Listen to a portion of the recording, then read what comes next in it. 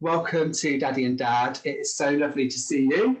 Thank you for having me. We are here to talk about your new book. So your book basically is aimed at kids about my son's age and perhaps older. And it talks about growing up, which for me was a big eye-opener because when I was a kid, like in the 80s and 90s, I'm 40, there was nothing aimed at me at all, really. And certainly nothing relevant for somebody who's gay, growing up gay. So for me, reading your book has been really, really fantastic and quite a big help. Anyway, for the benefit of people who don't already know you, Dr. Ranj, can you give us a quick intro about yourself? Oh, I hate when people say that. Okay, so my day job is I'm an emergency paediatrician and I currently work in children's A&E and intensive care. That's my day job. I'm also really lucky that I get to work in the media. So I'm a TV presenter. I work on shows like ITV's This Morning, as well as being lucky enough to host my own shows like Dr. Ranj on Call. And I've relatively recently started writing books. And this is probably my first sort of grown-up kids book. I've done some younger kids books in the past, and this is something that is quite a solid chunk of work that I'm hugely proud of, that has been, quite some time in the making. I hope people like it. Well, I love it. So I'd love to find a little bit more about how you developed from your work as a paediatrician into a TV personality, not least because it's something I've got on the cards, hopefully. Well, it kind of happened by accident for me. I didn't leave university thinking I wanted to be on telly or do anything in the media. Like, I was working as a junior doctor I'd been working for about 5 years. It's pretty full on. I needed an outlet, I think. I've got a creative side that I like to let out now and again. And media kind of came up as an opportunity. And I thought, I'll give it a go and see what happens. I wasn't really taking it that serious at the start. And it just kind of grew over time. I soon learned that actually I could bring my medical job into the media and help people out and use that platform. And that's kind of where it all started. And then I got to do loads of fun stuff like CBBS and Strictly and all sorts of amazing fun things, which I've been really lucky to do as well. So it's been a whirlwind, but it wasn't planned. No, it's just fantastic. I really love it. So your new book, let's talk about this, How to Grow Up.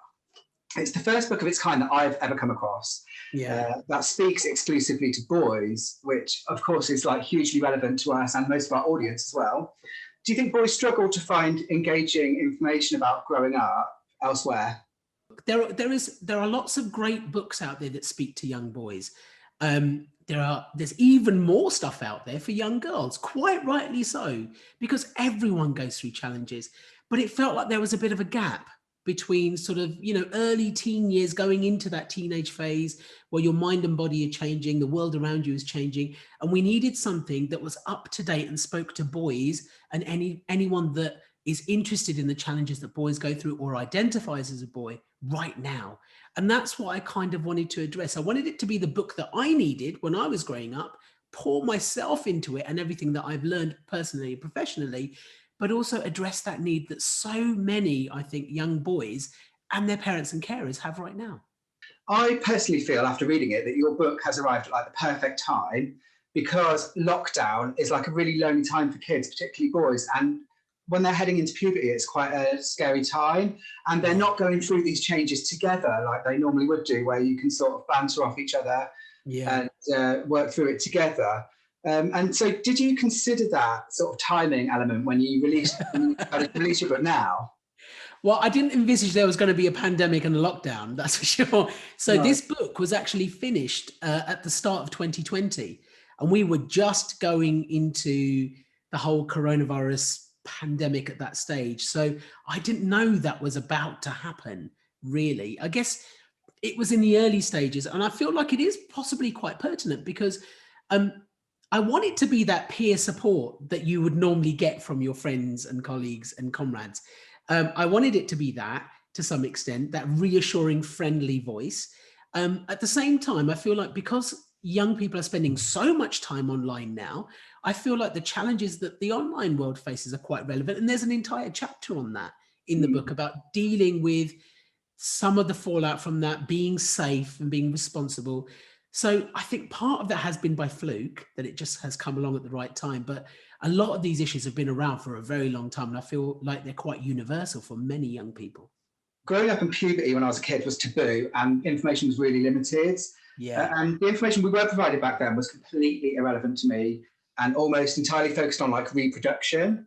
Yeah. So in How to Grow Up, do you make a special effort to include boys with different sexual identities and backgrounds? One thing I was really keen to do in this book is to try and make it as inclusive as I possibly could.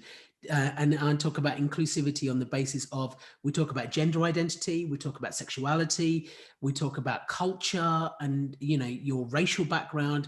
Yeah. There's mention and acknowledgement of so many different types of people. We even talk about what it actually means to be a boy, because I wanted to touch on things like masculinity. What is masculinity? And actually, being a boy can be whatever you want it to be, whatever you are.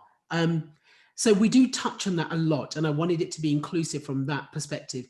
Obviously, when we talk about things like reproduction, that bit has a heterosexual focus, but I make a big point of saying that isn't how everyone does it, if you know what I mean. Exactly. We talk about having children amongst same-sex couples. So we talk about fostering and adoption being so important. We talk about some of the challenges that kids who have been fostered and adopted go through. Obviously we talk about sex in the book. We're very honest about things and open, but I make specific mention of the fact that sex between same-sex couples is different. It's not done like, heterosexual couples do it. Obviously, bearing in mind the age group, we have to be very careful. We have to be make sure that it's appropriate and sensitive. But I wanted to make sure that we acknowledged absolutely as many people as we could do in this book. Yeah, I did notice that, and it made me think. I wish this had been around. Yeah, when I was a kid.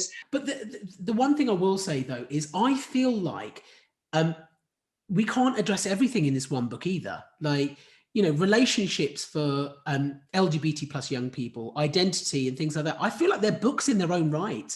So I could only touch on them, sadly. Otherwise, I would have ended up writing chapters and chapters and chapters. And it's probably better off done, and it has been done in certain other books so well. So I didn't kind of want to try and do absolutely everything in one book, but I wanted to try and make it as universal as I possibly could do, and speak to as many young people as I possibly could do. So basically, Tom and I feel really lucky that Lyle and Rich, our sons, they're really easy to talk to and they're not easily embarrassed. Yeah. So we're just totally open with them and celebrate any kind of change or any kind of feeling or mood swing. We just kind of turn it all into a bit of a conversation piece. But what advice would you give to any parents watching whose sons are especially difficult to communicate with? Yeah, I think creating an environment like that takes work though, and that's credit to you guys as parents and carers that you're able to do that. And it takes time and it takes work and it takes effort and passion and commitment to do stuff like that. I would say to anybody who feels like the young people in their life are difficult in inverted commas, let's say. I don't like that word necessarily. No young person tries to be closed off. Every young person pretty much universally wants to talk to someone, wants to connect, wants to have that trusting, non-judgmental connection, ideally with somebody in a caring role. So if they're feeling closed off or if they're behaving that way, it's possibly because of a fear they have, an anxiety they have, or something that's happened to them. And as a parent or carer, your job is not to force those conversations. Your job is actually to facilitate them, to create an environment where you can talk about these things if they want to, and they will do it in their own time. Yeah. Try and make it as easy as you possibly can. Keep your language non-judgmental. Keep the doors open and say, whenever you want to talk to me, however you want to talk to me, I promise you I won't judge you. I promise you I won't tell you off. I won't think badly of you, but I want to be there for you. And that's the most powerful message. And that's a message that I put across in the book quite a bit, is that being there for someone is really important, and speaking up when you're struggling or in need of help is hugely important as well. Absolutely. Okay, so, and just elaborating on that a little bit, thinking about boys with particularly shy or introverted characters, which I think is a nice way of saying kind of antisocial, snuffy teenagers, how would you suggest their parents introduce this book to them? Imagine like some you're going to be like, oh, Mum, oh, what, Dad? Like, how would you suggest that people perhaps introduce this book to their kids? Well, it depends on your individual young person, I think. You could do it in a humorous way. You could do it as a gift. You could leave it lying around in their room and just see if they pick it up. You could genuinely leave it lying around, not even mention it, and they will pick it up and probably read it. Yeah. I get the point that some people might be a bit embarrassed about, oh no, it talks about sex and stuff. But that's really important. And I think that we don't give young people enough credit these days as well. Young people these days are very different to how we were 20, 30, slightly more sometimes years ago. And we need to give them credit. They're growing up in a very different world. Some of them are very, very mature beyond their years and understand concepts that we probably don't even give them credit for. So I wouldn't feel scared. I think it's much more important to have those conversations and introduce books like this and say, hey, thought this was a good idea. Quite like this book. Actually quite like the author. He's all right. And then possibly introduce it to them that way. But however works for you and your young person is fine. Would you like to tell our followers and readers where they can find your book and when it's available? Oh, yeah, absolutely. So the book is called How to Grow Up and Feel Amazing, the No Worries Guide for Boys. You can buy it in all good booksellers. You can buy it online. You can buy it in bookstores when we're allowed to do that. Hopefully, we're going to try and get it out to some schools and libraries as well. That would be amazing. It comes out on February. Oh, gosh, I need to remember. I have to keep reminding myself of the date. February the 18th is publication day. But please go out, grab a copy, read it yourself, share it with your young people and tell everybody about it.